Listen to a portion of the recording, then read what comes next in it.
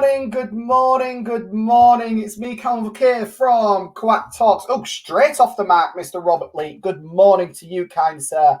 It is Kwak TV, because remember why I watch crap TV? Well, you can watch Kwak TV with me, Callum here. And today's guest, I cannot wait. My phrase this week for my guest has been powerhouses.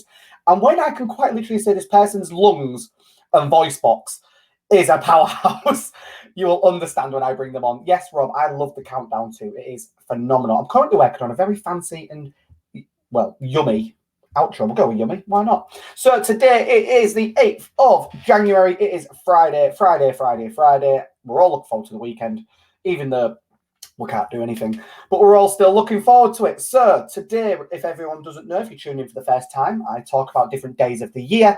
I talk about different hashtags for you to use, any Google trends, any fun or wacky news for you to do with that, whatever you will, either for your social media or to bring up a conversation today if you are struggling talking to a boring person.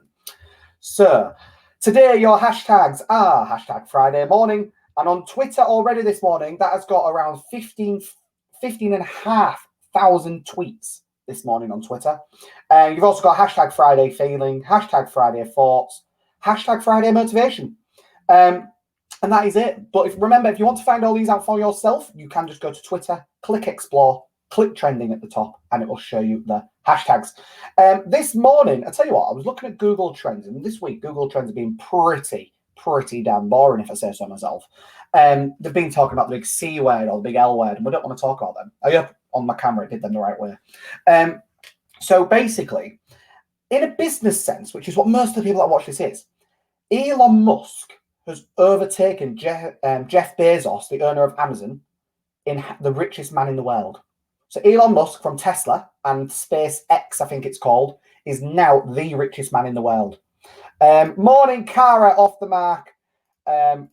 Yes, Rob, I know you've been up since the normal time this morning. Me and Rob normally run a morning on Fridays before even this one, so I'm even normally more hyper than this. Awesome. So yes, Elon Musk is now the richest man in the world. And you know why, people? Because he got his shit together and he tries new things. And that's what you need to do in business. The date of the year. So, quick show of hands to my person backstage. Do you like a bubble bath? Yep, person backstage likes a bubble bath. This is what we like. So I saw a tweet from Elon, didn't care. He was like, that's cool, back to work. Exactly. This is what I mean. He's like, yeah, I'm the richest man, back to work. I'm not going to do anything with it. But to do with bubble baths, today, the day of the year, is bubble bath day. That's what today is. Today is bubble bath day. And it is also show and tell at work day. Obviously, that one's gone out the fucking window. What else? And Earth's rotation day. I thought it did that 365 days of the year. But apparently today we're celebrating the Earth's rotation. Honestly, people, if people do ask me where I find all these from, it's called Google. It's called Google. This is how you know you can swear on this live. Cara, I fucking hate baths. I love it. Is that a clue to who your guest is? Ooh. No, it's not. It's not a clue to who my guest is. I know you're thinking. If I don't have to sing this song, but La Traviata, you know, we'll go along. Yeah, the nodding. I love that song. It's one of my favourite songs. And then I was looking at the weird news. And once again, I want joyful stuff. I want fun things. So what someone's done is a revolutionary wrap hack loved by foodies. And it's basically where you cut it in each quarter of the wrap. You put the ingredients, like your salad in one, your cheese in the other. They've put like halloumi in the other corner and a bit of tomato. And then the folded triangles will put it on the George Foreman. So it's like a British version of a quesadilla. You know, yeah, British version of a quesadilla. I was wondering what the hell the person backstage was doing then. I'm like, are they dusting for fingerprints? No, they're wiping the camera. That's what they're doing. Oh, yes, I can't wait this morning. So remember, people, if you are watching this on replay, please put hashtag replay. If not, oh, Rob, you saw that on Instagram. Fantastic. And obviously you are a massive food lover, whether you're a personal trainer or not. You believe people should still enjoy food, and I know you promote that. So this morning's guest, I cannot wait, and I'll bring them on in a second. However, remember, if you are watching us on replay, it is hashtag replay. You can find this on YouTube, my Facebook page, and my Facebook group, The Duck Pond, which, if you look at the top, people, make sure you join it, because there is a lot of exclusive things going on in there, including my video that you can't see, my interview, which is called Wine and Live. And tonight I've got the amazing Sass Huntwood on that with me. So make sure you've tuned into that 8 p.m. and it's only exclusive to my Facebook group, The Duck Pond. And you can catch all them all the time throughout the whole thing. However, this morning, on this, like, shall we say, program, I'm going to call it, I don't know why I'm air quoting, it is a program, it's my fucking show, why not? I get people that are interesting. I don't do boring bastards. And if you know me pretty well, I really don't do boring bastards. And the reason for this is pretty much the boring.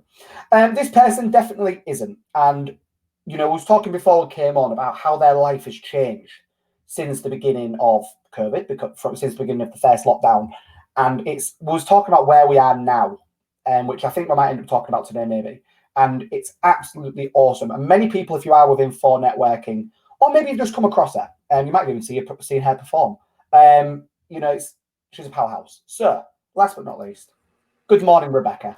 Good morning, Callum. What a fantastic introduction. My God, don't be boring. That's the thing that I'm thinking about now. For God's sake, don't be boring. So I'll do my best. Oh, I love it. How are you, my love? How are you? I'm really good, thank you. Feeling really positive. Oh.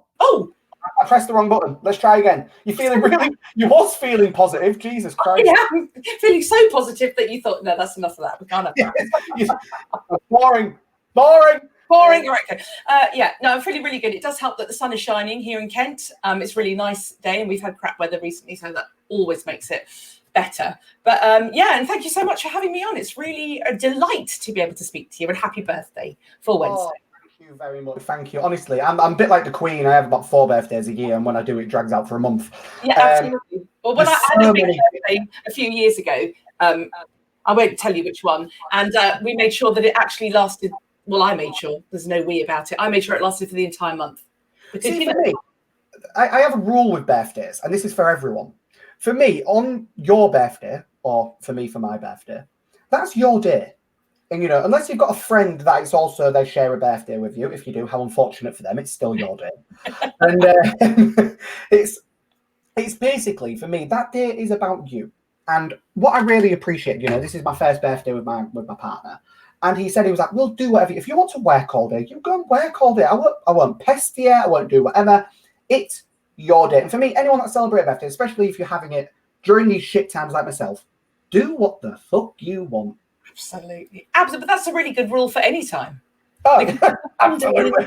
You can actually legitimately say, yeah, don't care about you. This is all about me, and this is what I want to do today. I get that. Absolutely. Brilliant.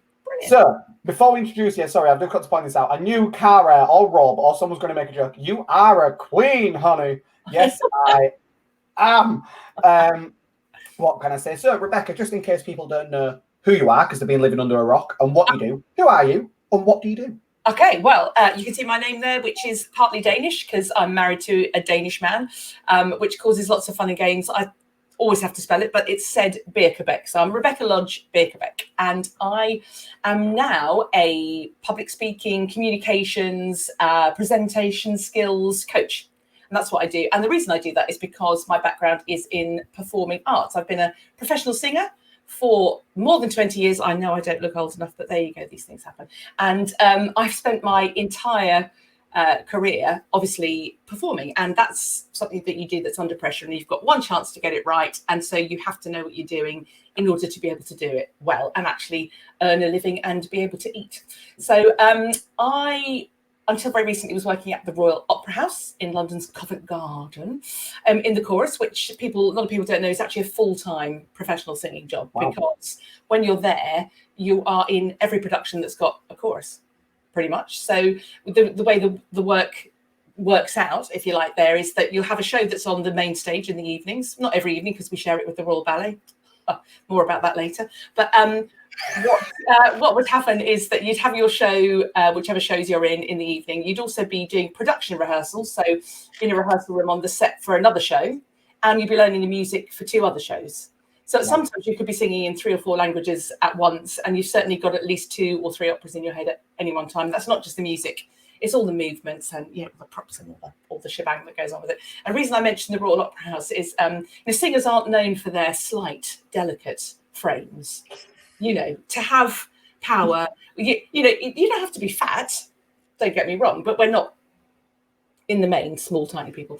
And when you have to get in the lift backstage with loads of Royal Ballet dancers who are all literally about that big, you've got to have quite a strong, positive self-image, otherwise you kind of think, oh my God. Can't stand it. Anyway, but they're all delightful and it's all great. Anyway, so I was working there until just before COVID, obviously, because before that I'd had to have a new knee. Can I just send my love and sympathy to anybody that's had replacement joint surgery, because it hurts. I'll say that for you. It fucking really hurts. Oh dear God, pain never like it. I've had 4 kids as well, and no pain like the knee pain. Oh, anyway, that was what I had done in December 2019. So I was off work, obviously, because I couldn't leap about on stage with crutches and stuff. So I made it back to work for one rehearsal, and then they shut the building. I like to think it wasn't anything personal, but you know. Did you wear deodorant that day? Bit of a coincidence, you know, but anyway. So for a while before that, though, I'd been thinking, I love working with people. I love doing education work. And I used to work for the BBC. And when I worked for them as a singer, I did hundreds and hundreds of workshops with people who hate singing, people who love singing, people who can sing, can't sing, won't sing, you name it. And that was always the thing I got the most joy from, seeing people find their voice. Amazing. And I've been thinking for a while, what can I do to expand that bit of what I was doing? Because previously I'd done quite a lot of that for my own business, but working at the Opera House, the schedule was really heavy and there just wasn't a lot of time, and I wasn't in control of my own time because obviously I was an employee. So I've been thinking for a while about that, and I went to a couple of networking meetings, face-to-face ones, just before lockdown. And we've all seen the lovely people, absolutely delightful people who stand up and they go, or they go, I would like to tell you about my business. I'm very excited. Or they go, I do this and I can do this for you and that for you and this for you. And you're like, what I had at one of my face-to-face ones, and she's a lovely woman, and I'm not going to name drop her, but she's absolutely lovely. But she used to get it out, but she used to be so nervous doing it every time. I'm like, you've been doing this for years, woman. She's like, oh, I still get nervous every time. And she sat there and she goes, hiya, my name's this, I do this. And like, when I think off the tail, I'm like, what are you on change? Like, what are you playing at, woman? Like, no, don't. Let's not joke about that. That's I won't joke and about the struggle is real. We won't talk about that right now. I know I'm very young, but there we are. But it was, people talk about a light bulb moment, don't they? And it's so easy. And I've always thought, yeah, right, light bulb moment, my backside. But actually, I literally had one of them, and I thought I could help people because this is what I do. You have to present yourself as a performer all the time in the best possible way. You have to appear calm. I mean, you might be panicking like crazy inside, and you've got to be like that swan, gliding along and underneath like that. But we'll go with duck. Duck. And I was thinking duck actually when I said that, but I was thinking duck, because that's the phrase of the duck pond. Ducks. Okay, ducks. The way ducks do, paddling like crazy underneath and then just gliding serenely along. And you have to be able to do that. And also, I've done quite a lot of broadcasting in the past, and again, it's all the voice. So it's all the same equipment. Always makes me laugh. People talk about their singing voice, and it's like, well, what's that? The one you keep in the cupboard? What do you mean your singing voice? You've only got one. I've never understood that, but anyway. And I thought, okay, so I can help people. So that's what I started. So that's what I started doing, and I began the business in lockdown.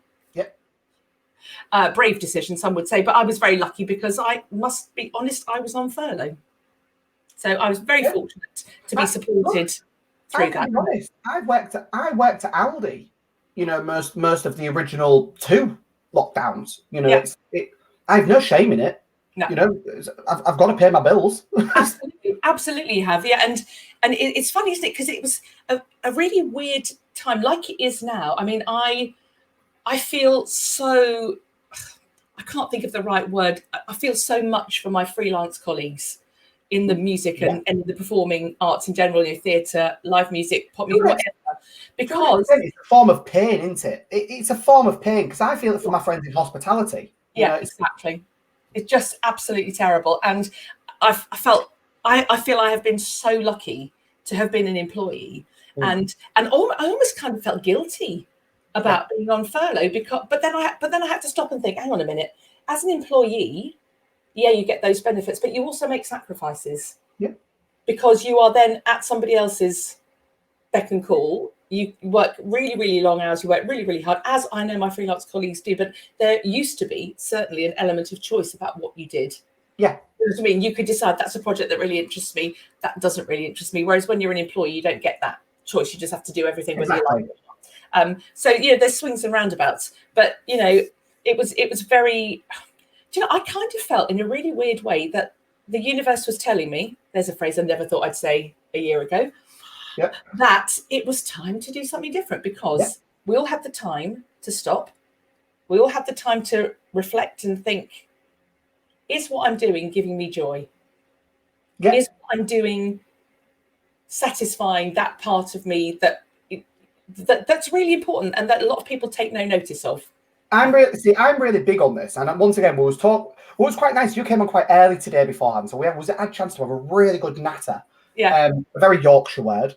No, it's an English word. Okay, we'll go with natter. I can barely speak English, love, so sometimes I don't know what word to come out with. And I was like, I love what I do. It feeds my soul, and it's one of the biggest things that I'm on about. You know, and as much as singing feeds your soul, performing feeds your soul. Yeah, you're like me. You like helping people. Yes, you like helping, and that's the point. But at the same time, it was. You know, it was my birthday, and on my birthday, I was saying to you, I had a really nice day. I worked. I was like, because I love what I do. You know, depending on what my list is for the following day, I'm too excited to go to sleep, and that's so fucking sad. But at the same time, it's so awesome. But it's brilliant. Yeah. And it's so important. And how lucky are we to have the ability to do something that does feed our soul? Yeah. Because I can think of nothing sadder. And I know a lot of people don't have a choice about what they do. Yes, obviously. I get that entirely. And, you know, but we must never lose sight of the fact, if you can do something that feeds your soul, then, you know, what better thing is there to do? And that's what it is. It's seeing people walk away, sort of metaphorically, obviously, these days, taller and with a sense of confidence and a sense of, I know how to do that now. And I can practice. I can now know how to become more expert at it, because I've got some skills. Exactly. So, do you know what? Before we move along, that ties on with my guest yesterday, Dom Fenton, because his biggest thing at the minute is a power of a hobby. And he's getting people in his Facebook group to mention any hobbies they have. And for these people, like we're saying, you know, that don't get the chance to work for themselves, you know, they're tied into a career that they're staying in, they want to progress in, but it's working for someone else, which there's absolutely no problem with at all. Once again, if that's what you enjoy doing, do it. But like you say, it's a bit different when you're self-employed, because you choose to do the job you're doing because it feeds your soul. And if you don't have that reaction, you're doing the wrong fucking thing. Just pointing that out. And the caveat with it is if you are working for someone else, if you're not self-employed but you're still doing a job you enjoy, I suppose the bit that could feed your soul, if that doesn't, is a hobby. Yeah. And you know, that's the bit you need to look at for, like what Dom was mentioning about. If you haven't got a job that feeds your soul, look at a hobby that can feed your soul. Yeah. So, Rebecca, we've had just a couple of comments. We've got Alison Arnold, if she is still watching. We've got a few people watching. Good morning, Alison. And Cara's put, I walked away from my very high-paying job because it wasn't good for me mentally. Exactly. Yeah. Exactly. There is no harm. No, sorry, let me rephrase that. Self-care is not selfish.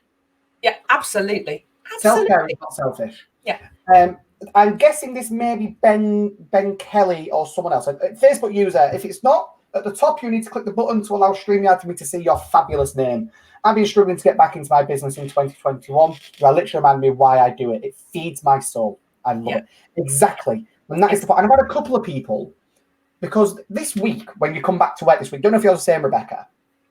This week's your catch-up week. This is your week planning what you actually need to do the following week, because you're looking at your emails, you're looking at your meetings, you're doing your calls that you've been waiting on before Christmas because someone still hasn't paid that fucking invoice. You're doing everything. Yeah.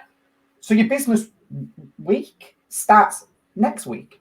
And that's the hardest part. And I've had a few people actually that have said to me this week, I've been really struggling to get back into it. Yeah. I'm like, well, I had Christmas Day and Boxing Day off. I was back in the office the 27th because I love what I do. I'm like, let's do it. Yeah, that's brilliant. Because then for me, it's been really weird. This week has been a fantastic week. I've got 4 new clients. Yes. Amazing, which is brilliant. But obviously that didn't happen just because of this week. That happened because of everything leading up to this week. And actually, that's a bit of a crap link. But we were also talking about before we came on how this time of year people are always looking ahead. Yes, what will I do? What will I plan? And that's essential. We have to do that. But how can you know where you want to go if you don't know where you've come from? So, are we going to call this our topic for the day? Yes, I think so. I think so, because it's so easy, isn't it, though, to get so bogged down in the day-to-day trying to make things work and plan stuff and all that kind of thing, that sometimes you just need to stick. I've got this image in my head of somebody with their nose down, you know, typing away at the keyboard. Sometimes you just, like a meerkat, you just need to put your head up and go, oh, I came from, I did that. Yeah. Wow. Fantastic. That's amazing. And then that can give you the ideas and the motivation for what you're going to do next. But I think, in case anyone just tuned in, what our topic of conversation today is before planning for 2021, it's actually looking back at where you've come from to know where you're going into, what got you to where you are now and what's getting you to where you are in 2021. Because, you know, some business coaches from my background, and also from yourself, because you do coaching as well. Yeah. Sometimes some people promote, don't worry about looking in the past. It's where you are now. It's where you're going. I find it very important to look in the past. You know, that's where your mistakes are. That's where your wins are. That's where your challenging and revelations come from. Yeah, it's where your learning is. Yeah. Because otherwise, if you don't recognise those achievements, and that's the most important thing to recognise is what all your wins, exactly as you said. But if you don't recognise the things that didn't work, are you not perhaps quite likely to repeat them? Exactly. You know what it is for me? It's every time I sign up a new client, right? And I'll be honest, I only have limited spaces for my clients, and that's my personal choice. That's the way mine works. Yes. And it's actually not a massive number, but I do that on purpose. Anyway, I still feel and react the exact same way I did when I got my first client. Yes. It goes back to that. It feeds my soul, and I think back on that. You know, when it happens, I'm like, oh, it's just like when I got my first client again. And I think back to that moment and that original, that win, that moment, that, yes, I fucking got my first client. Yeah, like, absolutely. I still do a dance. Yes. It's really sad. I get up from my computer and I go, I won't show you what I do because it's really embarrassing. Or I go and find my son or my husband and I go, just give me a high five. And then I just get back up. Because that excitement of being able to help somebody new never goes away, and I hope it never goes away, and I'm sure it'll never go away. Exactly. And do you know what it is for me? It's my partner, because I'm at my partner's house now. That's where my office is. This is mainly where I work. And I go to him and I go, oh, I've got a potential client today. But then he remembers who they are. And it's when I get them, he goes, oh, is that so-and-so that does this? I go, yeah. And he goes, well done. Like, you was going for that. And it's a bit like kid with a gold star. You're like, thanks. Yes. But it's important. Yeah, it's so important. So I tell you what, why are you looking back on the last year? What has made you come to this topic today? What have you looked back on? Well, that's a really good question, because when we were talking about what we were going to talk about today, I could talk about anything you said. And for me, that's kind of like, oh my God, there's so many things. What am I going to think about? And it just before Christmas, I had the anniversary of my knee operation. Yeah. And that sort of sparked something in my head, thinking back to how I felt after that. And how, because Christmas 2019 was pretty much cancelled for me because I couldn't walk. Yeah. So that kind of put a bit of a kibosh on any socialising. But thinking how awful I felt this time last year, I was still in enormous amounts of pain. I kept thinking I'd done the wrong thing. I could have put up with the crumbling arthritic knee because at least that pain was more manageable than the pain I was in then. Yeah. And then I thought, hang on, so now I've got full movement. It doesn't hurt. It's fantastic. I can walk for miles. You know, it's absolutely brilliant. The best thing I've ever done. And then I thought, well, what else has changed since last year? This time last year, I was employed. Yep. This time last year, I was a full-time singer. Yep. This time last year, this is not such a good thing. I weighed quite a lot less than I do now, but let's not go into that. That's the topic for another time. Or maybe it isn't.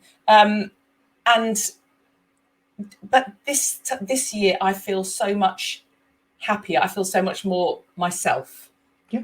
Does that sound wanky? Yeah, I completely know what you're on about. And actually, I think we're going to end up tying in with even if briefly, the other topic that we said was possibly going to talk about, which I did the exact same, actually. And I did this at New Year. And with you touching on the weight side, right? I hope Rob Lee is still watching.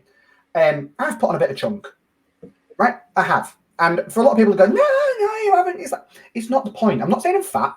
You're not asking people to tell you, oh, you look amazing. That's not what you're saying. I'm like, I've put on a bit. It's Christmas. I'm in a relationship. I'm comfortable. I've been stuck in. I found a picture from pretty much 12 months ago on New Year's Eve when I was on a night out. I put it on Facebook. If you end up going on my personal profile, you will find this post. And I was like, fuck me, I looked good. Like, I was buff, I had good arms. I was like hitting the gym every week, pretty much nearly every day at some point. I was like, Christ. Like, and then this ties in. I was like, I'm going to start working out after New Year. And this ties into what we mentioned, and Rebecca said the other topic she was possibly interested in talking about was people holding things off for the new year. And he did, didn't he? He was like, oh, I'll go on that diet after Christmas. You can have a diet at Christmas. It's like, what does holding, fair enough, you don't get to eat as much chocolate, as much food, as etc. But why does it, to an extent, bug you that people wait till the new year to do these things? I don't know. I think it's a part of the human condition. How profound does that sound? That is very profound and complete rubbish, I'm sure. But there's something about us. It's kind of the same thing, sort of, as we go, when I've lost that weight, I will feel better. When I've got that client, I will be this. When I've done that, I will be that. It's always deferring, and it's a kind of protection, I guess. But do you know what? Just bloody do it. Just do it. You know, but things like a diet and that kind of thing, I think you can only do if you're in the right headspace. Otherwise, you start and you fall off, and then you feel even worse than you did before, and you put on more weight. So, but there's this thing that the new year, the new start, gives us permission to do something new. But we don't need permission to do something new. We just need to decide to do it. But I just find it really fascinating because we talk to people all the time with what we're doing, don't we? And but there's always I'm just going to wait till that's happened before I do that. Why? Why? Why are you waiting? What's stopping you from doing it now? Oh, well, there's this. And? Just do it. Exactly. Don't do it. Yeah, don't do it. If you're using this is where, possibly people might butt heads with me, is done is better than perfect. I will not disagree with that. Done is better than perfect. Secondly, if you say the word try, you have already given yourself an excuse to not do something. Absolutely. I agree 100% with you on that. Yeah. Because it's what comes after that when it goes wrong is, you didn't do it. I tried. Yeah. Well, no, you didn't. You didn't fucking do it. No, you either do it or you don't. And either is fine. Don't get me wrong. I'm not going to beat everybody up and go, just do it. If you don't want to do it, that's fine. But then be honest with yourself and say, actually, do you know what? The reason I keep putting that off is because I actually don't want to do it. Yeah. And if it's something you don't have to do, then don't do it. And there's also a kind of probably, I love this word at the minute, caveat with that is, I didn't do it because I'm not ready to do it yet. Yes. And that's a good spin on the word try, because being honest with yourself, being honest with anyone you're speaking to, I'm just not ready to do it yet. And it's like, right, absolutely fine. That's completely your mindset. That's what we're saying with the diet side of it, isn't it? Don't just do it because you think, I'm going to go on a diet. Wait until you're ready to go on a diet. Exactly. You've got to be in the right headspace. I love the fact we're both public speakers and we've gone on to fucking diets. Yeah, but it's important because it's about how you feel about yourself. And I will make no bones about it. I am vain. I care about how I look. I really care. It's ridiculous. And there's things you can't do anything about, but there are things you can do stuff about. And what really, really pissed me off this last year, if we can be negative for a moment, is that it'd be 2 years ago now, I lost 2.5 stone. So I was at my ideal weight. It was fantastic. Kept it off for over a year. Kept it off all the time I was inactive. Yeah. Sitting with my leg up on the couch. Still all at my ideal weight. Fantastic. And then since May, I've put all of it back on again. And I would love to say it's all hormones. It's about my time of life. So I'm a lady of a certain age. I'd love to say it's all that, but it's not. The flower is blossoming. Yes. So it may well have bloomed, but let's not go down that road. But it's funny, isn't it? But then I thought, you know what? Everything I'm doing that I've done before isn't making any difference. So, fuck it. Yeah, I'm just going to eat whatever I want, drink whatever I want. And I did that for a while, and I quite enjoyed that. And of course, the weight just kept going on. And then I thought, And then because I'd given myself permission to eat anything, I didn't know what I wanted to eat. So I ate even more rubbish because I could, in my mind. And then I thought, after Christmas, I caught sight of myself in the mirror. Because that was the thing about working at the Opera House. You were surrounded by mirrors all the time, in the dressing room, in the fitting room, and people were constantly taking your measurements for costumes and stuff. So it was kind of easier because there was that external, not pressure at all, but people non-judgmentally taking your measurements all the time, and you were seeing yourself in the mirror all the time. It was easy to keep a track on stuff. And I caught sight of myself in the mirror after Christmas. I thought, dear God, because you know me, Callum, I like to look good. I do not want to look matronly. And I thought, I'm not having this. And also part of me was thinking, my God, if we get back to face at Easter, shit, I better do something about it now because I don't want people to see me. Wear oversized clothing. Do you know what I said to my partner, actually? This was yesterday, last night when we was on our walk. I said, it was to do with a different topic of conversation, but in a nutshell, I said, I love that there is an array, not a huge array of people, but there's a point to me saying this. Please no one take offence, which is rare for me to say. Yeah. There's a very particular group of people, especially in our network, for networking, if people don't know that, Google it, that we are about presentation when we come on. Which ties in with speaking, I guess, on Zoom. Yeah, you look at your background. Like me, this is my background. Yeah. You know, that's it, with the lights and everything. Yeah. We make sure we are. I've got a halo. I hope you can see I arranged that specially. Yes, I can. But it's all about the way you look and feel when you're on Zoom. And I've seen people, no offense to them, it don't matter if they're in the pajamas, right? But at the same time, it does. For me, I'm like, for me, I'd rather work with someone in pajamas, to be honest, because I'm like, you know what? You're so low key. I absolutely love it. But to a lot of other people, you're not in a business mindset. You know, you've done your morning routine, you've got ready, you've done your hair, you've done your makeup, you've possibly put perfume on. You've got no fucker to impress, to my knowledge, other than your husband. Yeah, I've got my perfume on. Yeah, but I've got my aftershave on. You know, I've got no one other than my partner in the house. But it's just not how you are and how you prepare yourself for the day. Exactly. So, Rebecca, tell you what, do you know we've been talking for over half an hour? No way. Yeah. Sorry. So, to go over the two topics, looking back over last year, what tips? A couple of tips, if you've got any, for people on how to possibly look at their past year and what to take from it.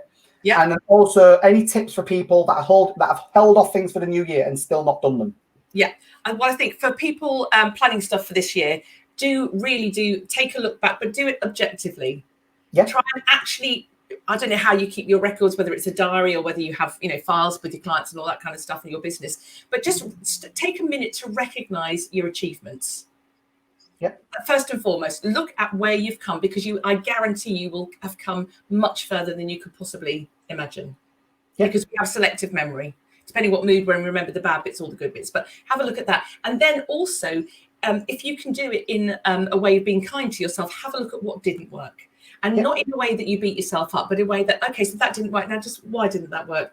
Yeah. Well, maybe I'll try it like that next time, because then that will give you a bit of a springboard for what you're planning to do in the coming year. And what was the other thing? I've got butterfly brain today. I can't remember what the other thing was. And then for people that have held off things for the new year and then not done them yet. Yeah. Ask yourself why. Yeah. Ask yourself why because clearly it's something on your mind, something you've thought about. Why is it not the time? Why do you have to do something else before it? Because if you can answer that honestly, you're going to get an answer that's going to help you. It's either going to be because I don't want to do it. Fine. There's nothing wrong with not wanting to do something just because somebody else tells you need to do it. If you don't want to do it, don't do it. Or you might actually, do I really need to do that thing first before I can do that? Probably not. And then just do it. Take a deep breath, set off. What is possibly, this is the guiding question my entire career of more than 20 years as a professional singer, never out of work. What could possibly go wrong? That's what I ask myself. And if it doesn't involve death, injury, or hurting other people, or hurting other people, then there is absolutely no reason not to try it. Because we're 8 days into the new year, people. You're already over a week in. Yeah, exactly. And we know time goes so quick. Time goes so quick. When I had Rob Lee on Kwak TV for us to finish up on, he even said 92% of people give up on their New Year's resolutions. I believe it's after the first 2 weeks. Yes. So what we're saying doesn't have to be a New Year's resolution, but it could be anything you've said. Oh, I'll do it in the new year. I'll do it in the new year. It's the new year. Fucking do it. Rebecca, it's been amazing having you on. Absolutely amazing. I hope you've enjoyed it. I've loved it. Thank you so much for having me on. Absolute delight. What a great way to start the day. Well, I'm going to kick you backstage, so don't go anywhere because we'll put the world to rights for a few minutes afterwards. But Rebecca as well, on my Facebook page, in the Facebook group, the Duck Pond, which I do believe you are in, pop all your links everywhere like that in the comments so people can find you if they are interested in sending you a message. And honestly, send this woman a message. Like I said, she's a powerhouse, literally.